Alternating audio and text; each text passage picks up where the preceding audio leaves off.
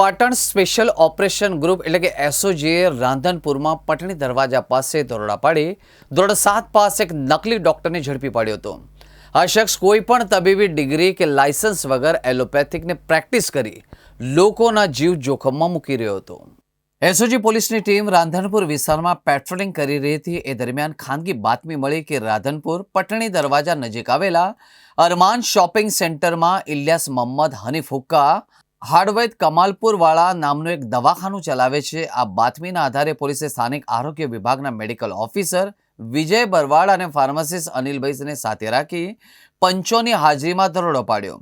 તપાસ દરમિયાન ખબર પડી કે આ દવાખાનું 4 દુકાનોમાં ફેલાયેલું હતું, જેમાં રિસેપ્શન, વેઇટિંગ એરિયા અને 3 બેડ સાથેના અલગ અલગ રૂમો પણ બનાવવામાં આવ્યા હતા। દવાખાનામાંથી x ray machine, digital x ray reader, computer, radiography system અને પ્રિન્ટર જેવા સાધનો મળી આવ્યા હતા। આરોપી ઇલિયાસ હુક્કાની પૂછપરછ કરતા તેણે કબૂલ્યું હતું કે તેણે માત્ર ધોરણ 7 સુધી જ અભ્યાસ કર્યો છે અને તેની પાસે પ્રેક્ટિસ કરવા માટે કોઈ માન્ય ડિગ્રી કે સર્ટિફિકેટ્સ નથી। તેમ છતાંય તે દરરોજના આશરે 50 થી 70 જેટલા દર્દીઓને તપાસીને તેમને એલોપેથિક દવાઓ અને સારવાર આપતો હતો।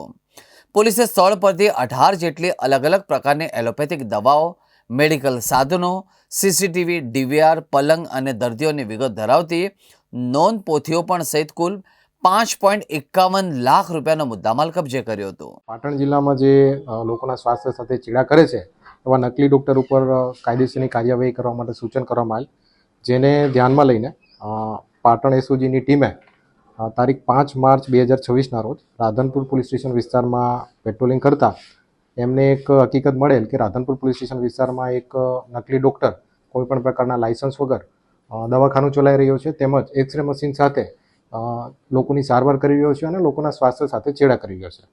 તેને ધ્યાનમાં લેતા પટણી દરવાજાનગર જે કોમ્પ્લેક્સમાં જે દવાખાનું ચલાવતો હતો એ ઈસમ હુક્કા ઇલિયાસ મોહમ્મદ વિરુદ્ધ કાયદેસરની કાર્યવાહી કરવામાં આવી છે અને એસઓજીની ટીમે એ દવાખાનાનું ચેક કરતા ત્યાંથી જે ગેરકાયદેસર એક્સરે મશીન, ગેરકાયદેસર જે એલોપેથિક મેડિસિન રાખવામાં આવેલી હતી એને પણ સીઝ કરી છે।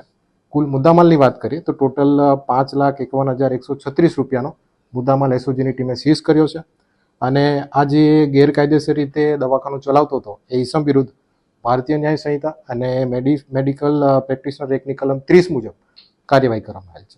આ જે આરોપી છે તેનો કેટલો અભ્યાસ હતો અને કેટલા સમયથી દવાખાનું ચલાવી રહ્યો હતો? હા, જે ઇન્વેસ્ટિગેશન દરમિયાન અમને જાણવા મળેલું છે કે જે આ આરોપી છે હુક્કા ઇલિયાસ મોહમ્મદ, તેણે પૂછપરછ દરમિયાન જણાવ્યું છે કે ધોરણ 7 સુધી અભ્યાસ કરેલું છે અને છેલ્લા કેટલાક વર્ષોથી તે આ દવાખાનું ચલાવી રહ્યો છે।